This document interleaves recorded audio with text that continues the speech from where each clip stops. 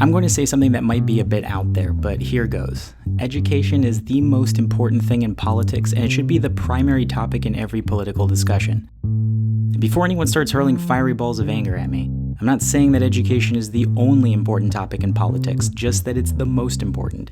And hey, I could be totally wrong, but at least hear me out.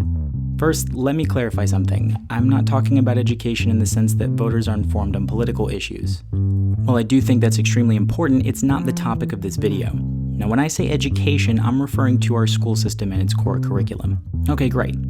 So why is education the most important thing in politics? Well, for two reasons. First off, education ties into pretty much every issue that makes its way into the news or political debate. Here are just a few examples. Discussions involving the national debt or fiscal responsibility. Education isn't a big ticket item on the US federal budget.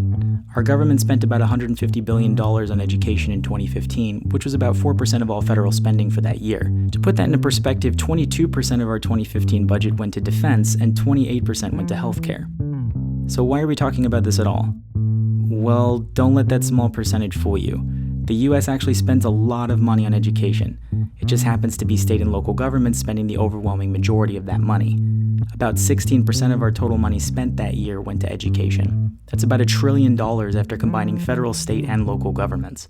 That's a lot of money. Seriously, that's like 1/4 of our entire federal budget. In fact, between 2012 and 2013, we ranked 5th in the world for the amount of money spent per student in primary and secondary schools. And according to an international assessment for students in secondary school during that same period, we also ranked 35th in mathematics and 27th in science. This suggests that more money doesn't necessarily translate into a better education system. Whenever any congressional or presidential candidate talks about creating jobs, any person going through our education system should eventually graduate, hopefully.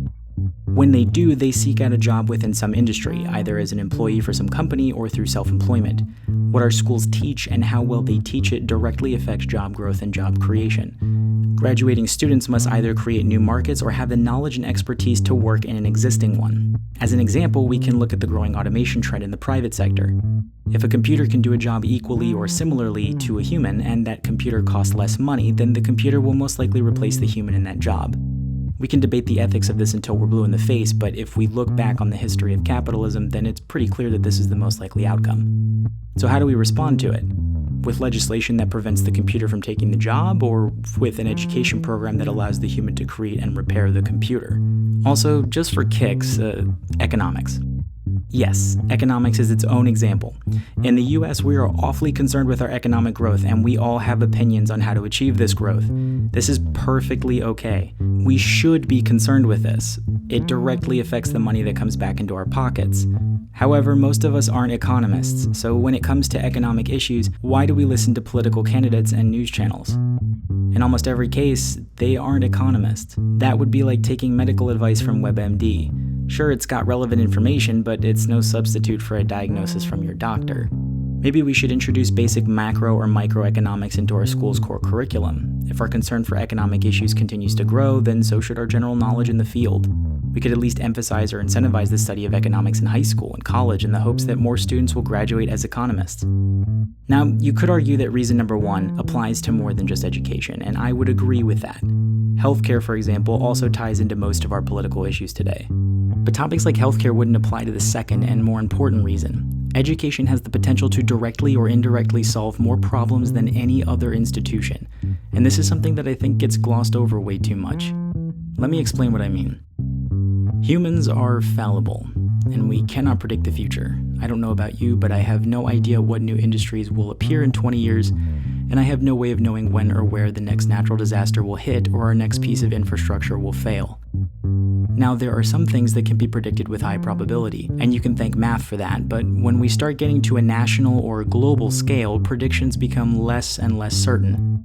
For example, I don't think anyone in the 80s or early 90s could have predicted the world of software that we live in today.